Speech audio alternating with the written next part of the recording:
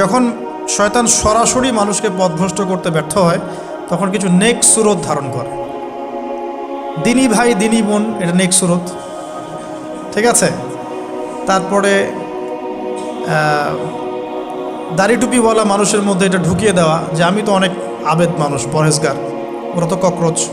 দেখবেন বেশি না, 1 মাস যদি কেউ নামাজ পড়ে, 1 মাসে 10টা বই পড়াশোনা করে, ইসলাম সম্পর্কে একটু ঘাটাঘাটি করা শুরু করে, অন্যদের সাথে কথা বলার ক্ষেত্রে তার যে বডি ল্যাঙ্গুয়েজ, এটা খেয়াল করবেন। শয়তান কিন্তু অনেক স্মার্ট, এভাবে শয়তান অনেকভাবে মানুষকে প্রতারিত করতে পারে। সো শয়তানের নেক্সট শুরুতে ধোকায় পা দিবেন না। আল্লাহ পাক আমাদের সবাইকে হেফাজত করুন, আমিন।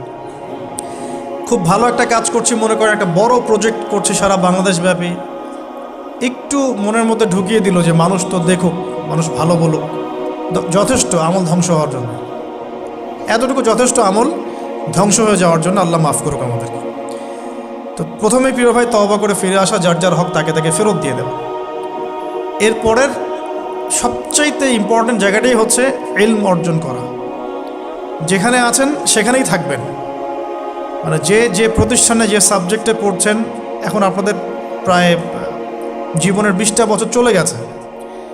এখন সবার পক্ষে আবার ইউটার্ন করে 0 থেকে স্টার্ট করা পসিবল, এবং এটা বুদ্ধিমানের কাজও হবে না।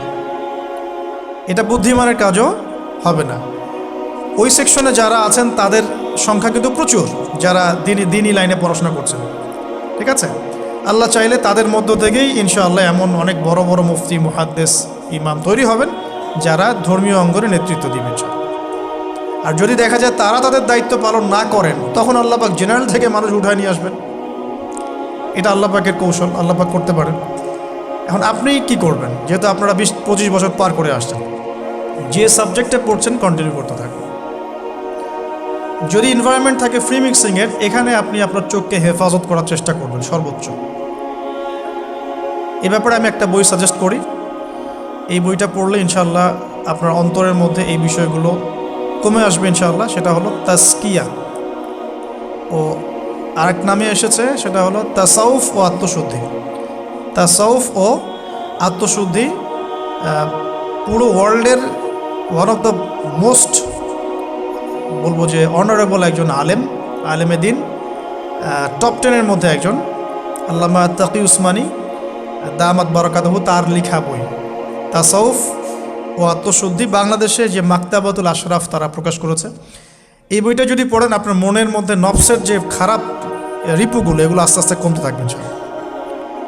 এবং এই বইটা আমি বলি যে বারবার পড়া উচিত, বারবার পড়া উচিত।